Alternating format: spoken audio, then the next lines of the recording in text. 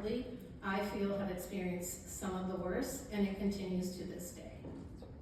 Over the past several weeks, we have seen ICE engaged in dragnet operations targeting our immigrant neighbors and signaling out our Black and brown Americans regardless of their immigration status.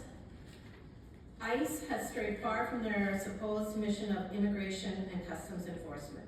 We have seen countless videos of their unaccountable, unidentified, masked agents harassing, assaulting, kidnapping, and killing Minnesotans. Minnesotans are rightfully horrified by these actions, and on top of that, our federal government has stood by those actions, attempted to spin their own narrative, and repeatedly told us, don't believe your lying eyes. Today's committee hearing will focus on the devastating effect of that ICE has had on the education system that we have worked so hard to bring back from the pandemic.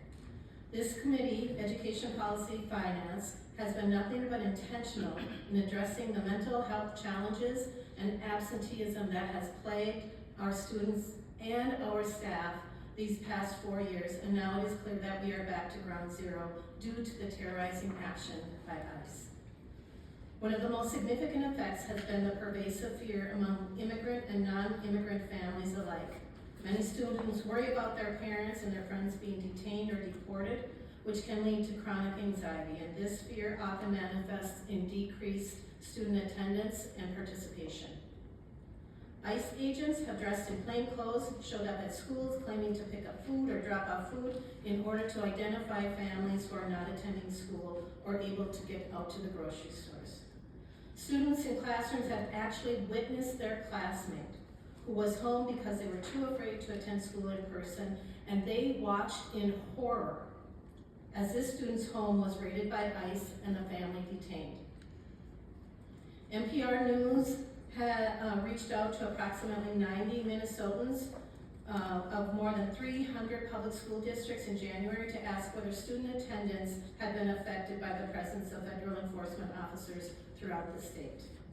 Approximately 24 schools responded, and over half of the respondents, most in the Twin Cities Metro, reported that many students are staying home from school because they or their families are afraid of encountering federal agents. In those districts with widespread federal activity, as many as 20 to 40% of the students have been absent in recent weeks. Federal agents use school parking lots for staging their enforcement activities, and that triggered school leaders to lock down our buildings.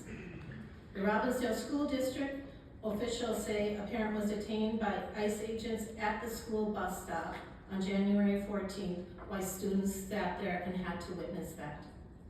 List goes on, and you'll probably hear more in just a few minutes.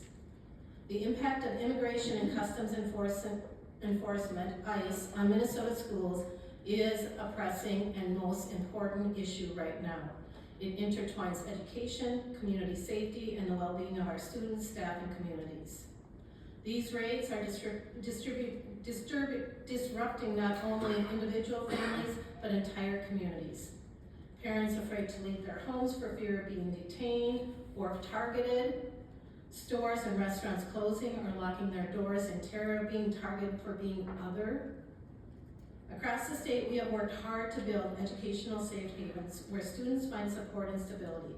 But when students and families feel targeted, we see that they withdraw from on-site instruction and school activities, or even relocate, adding to loss of community connection. This disruption is sure to have long-term effects on the school fabric of neighborhoods and small businesses, impacting student learning, friendships, and support networks. So as we move forward in this next session, we will be focusing, I would say, primarily on the impact of ICE on our schools, the mental health of our students, our administration, our staff, as well as how we are going to once again address the issues around absenteeism. And so with that, I think we will begin our testifying.